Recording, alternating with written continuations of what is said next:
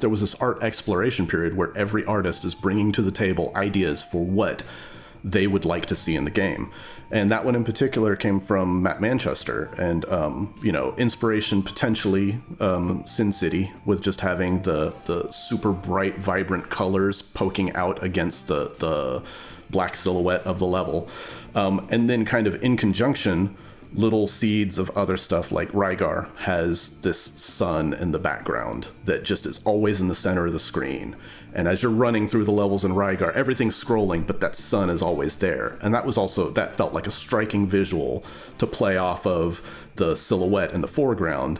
And then the idea of just basically shadow puppets of like two forms coming together, and then all of a sudden they merge to create another distinct shape that you recognize. Those are all ideas that happen naturally in that process, but the original idea was really clever and really well done, and was just a striking visual that we were attracted to, and we knew that we needed to make little special moments in the game that had those.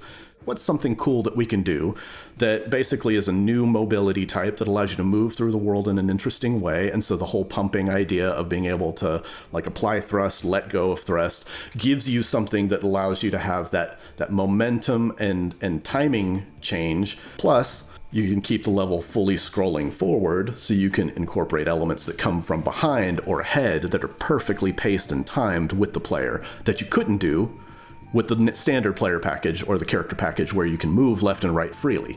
So this locks you into a forward path, kind of like minecarts do. Basically, you could play with the verticality in the level, which was a unique twist and change that was a lot of fun. And the very first world of Super Ghouls and Ghosts, there's a section that only happens twice, where you're running and a big wave comes up in the background, and then it stops, and then it comes down in the foreground and covers up part of the level, and then removes some pieces. That inspired the idea of having a tidal wave come from the background in 3D and slam into the foreground.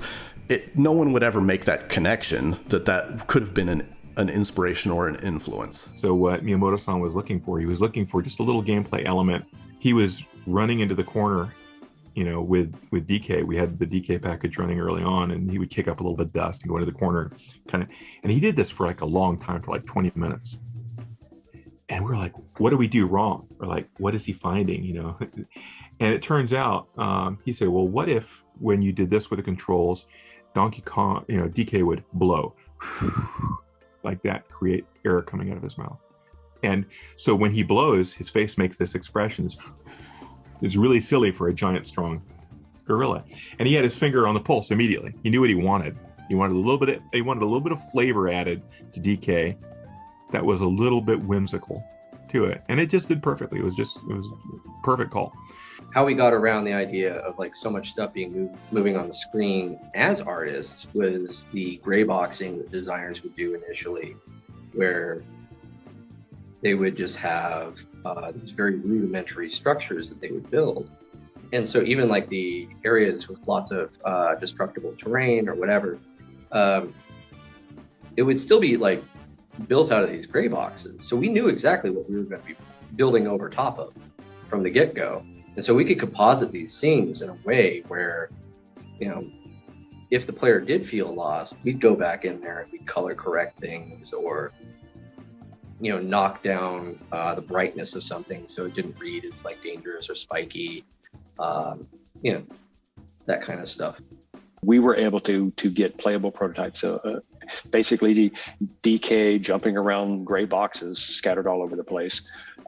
We were able to get these prototypes in front of them very quickly, and then just soak up that feedback. And this feedback was down to the pixel level. Try this, change the ground pounding cadence, one more pixel here, give him the ability to perch and lean over, these blocks. And it was just this steady stream of really valuable guidance that these early prototypes were able to bring forth that made the project as a whole much more straightforward than if we had been with any other publisher, I'm convinced.